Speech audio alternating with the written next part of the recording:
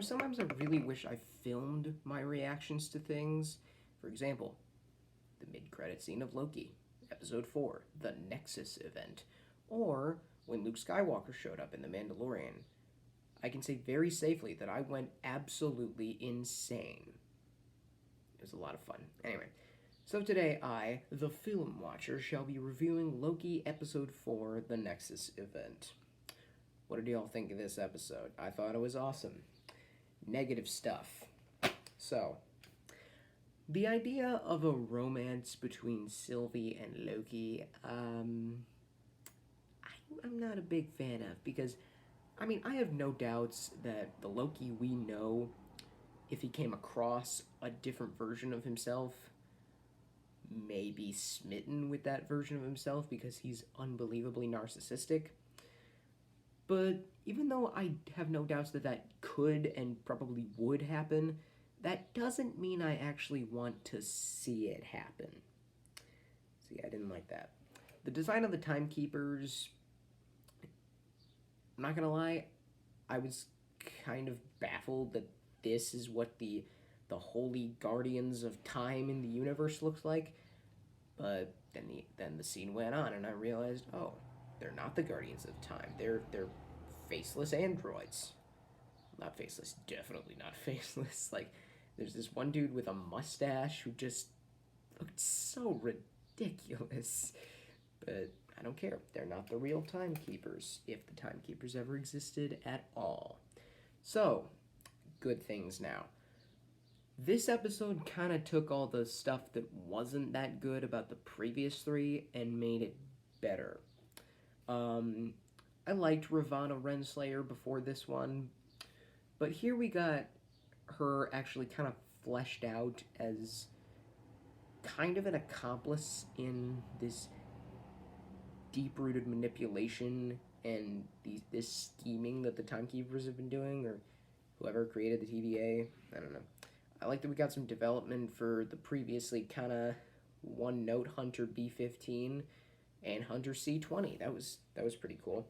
I don't really get why we haven't seen Eugene Cordero as Casey in a while.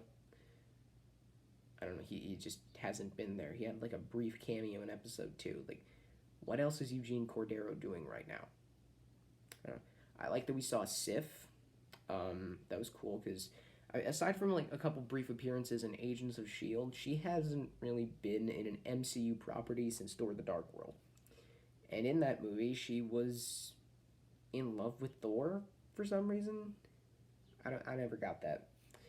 But I guess it's nice to see her again beating up Loki, a thing she does very well and very frequently. All the things that were great about the other episodes were good about this one. The music, the action, the comedy, the banter between Loki and Sylvie and Loki and Mobius is still great. The philosophy stuff was really cool.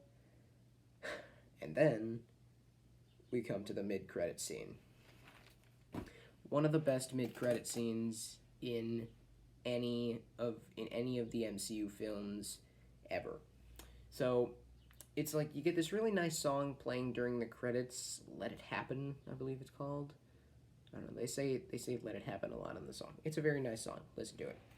So, and then you have Loki kind of just lying on the ground, and before you thought, oh no, Loki's dead, because he was pruned, which prune just sounds really weird to me, and not like disintegration at all. Anyway, so you got Loki lying on the ground, and before this, we knew that Richard E. Grant was going to appear in this show. As old Loki, maybe. I thought, could he appear as one of the Timekeepers? Perhaps. But, I don't know. So, and then you just hear this voice as Loki's lying on the ground, and it's like, wait, is that Richard E. Grant? Unbelievable. And when Loki just looks up in utter confusion, you think, hey, Richard E. Grant's gonna be there as old Loki. Cool. But no, not only is Richard E. Grant there, as is Kid Loki, Lizard Loki, and, as they called him in the credits, Boastful Loki. I don't get why he's boastful, but I guess he looked pretty boastful. And Richard E. Grant is playing classic Loki, which that's a cool name. Also, he had like the original Loki costume from the comics. If you have seen that costume, it it's not the best. It's like this green jumpsuit with this ridiculous helmet and a ponytail. I don't know. It's still cool. So I cannot wait to see what these other versions of Loki bring to the table. Are we gonna have like an army of Lokis facing off against the TVA, or the people who actually know stuff about what's really going on at the TVA? Hmm. Anyway, I really liked this episode. What did y'all think? So, thank you for watching, and always remember to keep calm and watch out.